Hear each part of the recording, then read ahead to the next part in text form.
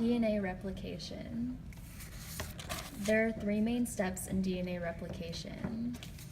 Step 1, initiation. Step 2, elongation. And step 3, termination. Step 1, initiation. The first major step for the DNA replication to take place is the breaking of hydrogen bonds between bases of the two antiparallel strands. Antiparallel is a term applied to two molecules that are side by side but run in opposite directions. Helicase, which are enzymes that bind and may even remodel nucleic acid or nucleic acid protein complexes, split the two strands. The particular sequence in a genome at which replication is initiated is called origin of replication. This is where the splitting starts. The structure that is created is known as replication fork, the area where the replication of DNA will actually take place. One of the most important steps of DNA replication is the binding of RNA primase in the initiation point of the 3', 5' parent chain.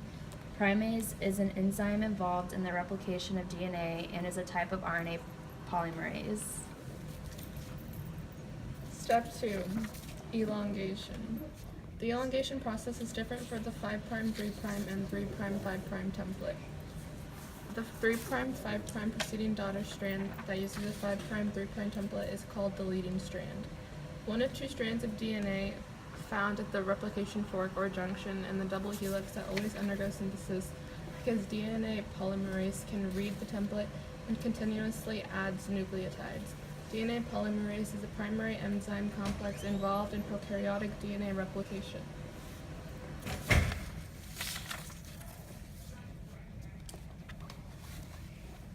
The 3', template cannot be read by DNA polymerase. The replication of this template is complicated and the new strand is called lagging strand, which is the same as the leading strand except it requires a slight delay before undergoing replication, and it must undergo replication discontinuously in small fragments. In the lagging strand, the RNA primase adds more RNA primers. DNA polymerase reads the template and lengthens the bursts. The gap between two RNA primers is called Okazaki fragments, which are described as short, newly synthesized DNA fragments that are formed on the lagging template strand during DNA replication. Each new double helix is consisted of one old and one new chain. This is what we call semi-conservative replication. Semi-conservative replication can be defined as relating to or being genetic replication in which a double-stranded molecule of nucleic acid separates into two single strands, each of which serves as a template for the formation of a complementary strand that together with the template forms a complete molecule. Step 3, termination. After elongation is complete, two new double helixes have replaced the original helix. During termination, the last primer sequence must be removed at the end of the lagging strand. This last portion of the lagging strand is the telomere section, containing and repeating a non-coding sequence of bases.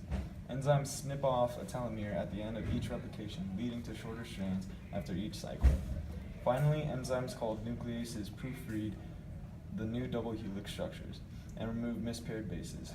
After enzymes called DNA ligase joins Okazaki fragments together, forming a single unified strand, DNA ligase facilitates the joining of DNA strands together by catalyzing the formation of a phosphodiester bond.